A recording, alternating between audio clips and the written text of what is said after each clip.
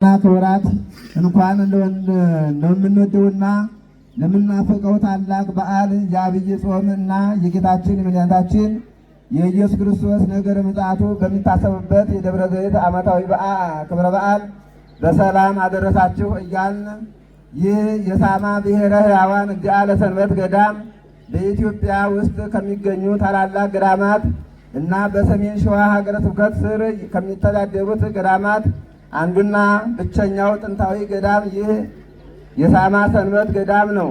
ይህ ገዳም ከአዲስ አበባ በስተምስራቅ በኩል በ110 ኪሎ ሜትር ርቀት ላይ የሚገኝ ታላቅ ገዳም ነው። ገዳሙ በሰሜን ሸዋ ሀገረ ስብከት ስር ይሁን እንጂ መላው የኢትዮጵያ ኦርቶዶክስ ተዋሕዶ ሃይማኖት አማኞች ከአራቱም አቅጣጫ ለበዓለ ደብረ ዘይት ዓመታዊ ክብረ በዓል በብዛት ተሰብስበው ወደ ቦታው በመምጣት ለፈጣሪያችን ጸሎትና ልመና የሚያቀርቡበት ታላቅ በዓል ነው። ይህ ቦታ ስዕለት ፈጥኖ የሚሰማበት የጸሎትና የበረከት ቦታ ነው። ይልቁንም እንዲህ በአንድነት ተሰብስበን የምናደርሰው ልመናና ጸሎት ቦታውን ለየት ያደርገዋል። ሆኖም ግን ይህን ገዳም ሕዝበ ክርስቲያኑ ተሰባስቦ የሚያከብረው በዓመት አንድ ጊዜ የሚከበረውን የበዓለ ደብረ ዘይት ዓመታዊ ክብረ በዓል ነው። ይሁን እንጂ በዚህ ቦታ ላይ የሚከበሩ በዓላት አንደኛ ታኅሳስ 24፣ ጥር 7፣ ግንቦት 12፣ ሐምሌ 19 እና 21፣ ነሐሴ 24፣ ጥቅምት 21 ቀን ይከበራል። ስለዚህ በዚህ ቅዱስ ስፍራ የተገኛችሁ ሕዝበ ክርስቲያኖች ሁላችሁም ከላይ በገለጽናቸው በዓላቶች ሁሉ የተገኛችሁ በዓሉን እንድታከብሩ ጥሪያችንን ከወዲሁ እያስተላለፍን ገዳሙ ስመ ጥር እንደመሆኑ መጠን ቦታውን በሚመጥን መሰረተ ልማቶች አልተሟሉለትም። ይህ የሆነበት ምክንያት እንደሚታወቀው እና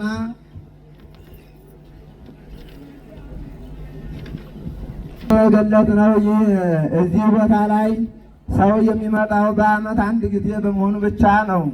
ይህም በዓመት አንድ ጊዜ ብቻ የሚገኘው ገንዘብ ገቢ ለካህናት ደመወዝ እንኳን በቂ ክፍያ ባለመቻሉ ነው።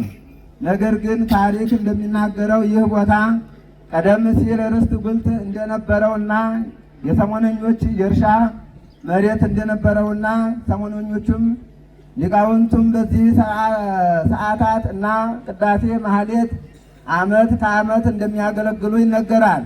በዚህም መሰረት በአሁኑ ሰዓት በአገልግሎት ላይ ያሉ አባቶች፣ ካህናቶች፣ መምህራን የአባቶቻቸውን አራያ በመያዝ በመከተል ያለ በቂ የደመወዝ ክፍያ ዓመት ከዓመት ያለማቋረጥ በሁለቱም ቤተክርስቲያን እና ሶስተኛ በጥንታዊ ዋሻ ቤተክርስቲያን አገልግሎት እየሰጡ ይገኛሉ።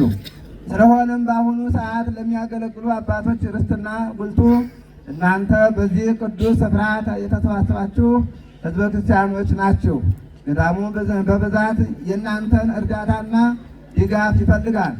ቀደም ሲል ባለፈው ዓመት ባቀረብነው ሪፖርት መሰረት የተጀመሩ ስራዎችን ማጠናቀቅና በአዲስ መልኩ የምንሰራቸውን መሰረተ ልማቶች ያሳወቅን ቢሆንም ባለው ወቅታዊ ጉዳይ በተያዘለት እቅድ መሰረት ሊፈጸም ያልቻለ መሆኑን ለመግለጽ እንወዳለን።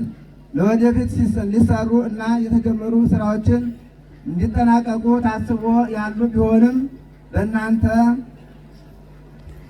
በዋናነት በዚህ በአውደ ምሕረቱ ፊት ለፊት የምታዩት የታችኛው የጻድቁ የአባታችን አቡነ ተክለ ሃይማኖት ጥንታዊ ቤተክርስቲያን የግድግዳ የእንጨት ግድግዳ ከመሆኑ የተነሳ መሬት እየገባ ስለሆነ በብፁዕ አባታችን አቡነ ቀለምንጦስ መልካም ፈቃድ ከዲዛይን ስራ ዝግጅት ጀምሮ የእናንተኑ እርዳታና ትብብር በመጠየቅ ገንዘብ ያላችሁ በገንዘባችሁ፣ ሙያ ያላችሁ በሙያችሁ በምትችሉት መጠን ቤተክርስቲያኑን ለወደፊት ለመስራት እያሰብን ስለሆነ እንድትተባበሩና በምንጠይቀው ጥያቄ ሁሉ እንድትራዱን እና እያሳሰብን ሪፖርታችንን በዚሁ ላይ እናጠናቀቃለን። ወስብሐት ለእግዚአብሔር። የብፁዕነታቸው ቡራኬ አይለየን። ወስብሐት ለእግዚአብሔር ወለወላዲቱ ወልደ ኢየሱስን ቃለ ሕይወትን ያሰማልን። እንግዲህ ይህንን ገዳም አስመልክቶ ከዚህ በፊት እየተከናወኑ የነበሩ መንፈሳዊ ተግባራትና የልማት ስራዎችን በቀጣይም ደግሞ ስለሚሰሩ የልማት ስራዎች ባለቤቶቹ እናንተ ስለሆናችሁ በሪፖርታቸው አሳውቀዋል። በቀጣይ ለሚሰሩ ስራዎች ከዚህ መርሃ ግብር በኋላ የገቢ ማሰባሰቢያ መርሃ ግብር ይኖራል። እናንተም ስለታችሁን በዚህ ቃል ኪዳን ታቦት ፊት በብፁዓን አበው ሊቃነ ጳጳሳት እየተባረካችሁ የምትሰጡበት ሰዓት ይኖረናል። ከዚህ በመቀጠል ግን በብፁዓን አበው ሊቃነ ጳጳሳት ፈቃድ ትምህርተ ወንጌል እንዲሰጡ የሀገረ ስብከታችን ዋና ስራ አስኪያጅ መጋቤ ሐዲስ ነቃ ጥበብ አባቦ ብፁዓን አበው ሊቃነ ጳጳሳት ስለፈቀዱላቸው መጋቤ ሐዲስ ነቃ ጥበብ ያስተምሩናል ማለት ነው። እናንተ በያላችሁበት ተረጋግታችሁ የሚነገረውን ቃለ እግዚአብሔር ታደምጣላችሁ። ወደ ክቡር መጋቤ ሐዲስ ነቃ ጥበብ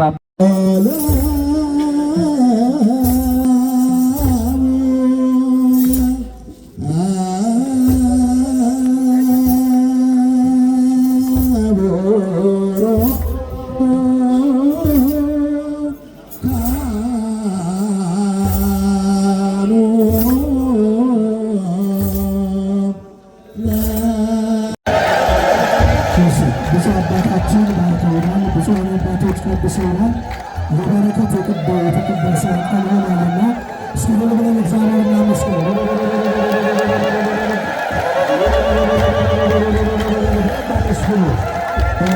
ቤተሰብ ይፈልጋል የተባለው ዘንድ ግቦታና ጽጌረዳ ለማ እዚህ ጊዜ ባል ወንድሞ እያፈነ የሚገልበት ሰዓት እንግዲህ ይህን ያህል ነው። ይሄ እለቱኛ ዘመኑ የት ነው መቼ ነው ብለን አናውቅም። ሁለቱ እንደዚሁ ያልኳችሁ ዕለተ ምጽአት መቼ ነው መቼ ቀን ነው በስንት ሰዓት ነው ብለን አናውቅም። ግን ተዘጋጅተን ቅድም እንዳልኳችሁ ጊዜው እንደሚያልፍ አስበን አውቀን ተረድተን ተዘጋጅተን በቅድስና በንጽህና በታማኝነት እግዚአብሔርንም እኛንም ለእግዚአብሔርም ታማኝ ለእኛም ታማኝ ለራሱ ሰው ለራሱም ጭምር ታማኝ መሆን ያስፈልገዋል። ለቤተሰቡም ታማኝ፣ ለፈጣሪውም ታማኝ፣ ለትዳሩም ታማኝ፣ ለሀገሩም ታማኝ፣ ለተሰጠው ስልጣንም ታማኝ መሆን ያስፈልገዋል ወገኖች። በስልጣን መባለግ ደግሞ እግዚአብሔር አይወድም። ግፍንም እግዚአብሔር አይወድም። ግፍ አትስሩ ነው የሚለው። ግፈኞችን ይቃወማል እግዚአብሔር። እግዚአብሔር በጎችን ነው የሚወደው፣ መልካም ሰዎችን ነው የሚወደው ወገኖቼ። ስለዚህ ሁላችንም በአይምሯችን ያለው እናውቃለን። ምን አይነት ጽንስ እንደጸነሰ አይምሯችን እንረዳለን ወገኖቼ። ምን አይነት አይምሯችን ምን አይነት ክታብ እንዳለ እኛ እያንዳንዳችን እናውቃለን ወገኖቼ። ስለዚህ ይህን በአይምሯችን ያለ ክታብ ዝባንዝኬ ነገር እንዲያወጣልን እግዚአብሔር ፈቃድ ይሆንልን።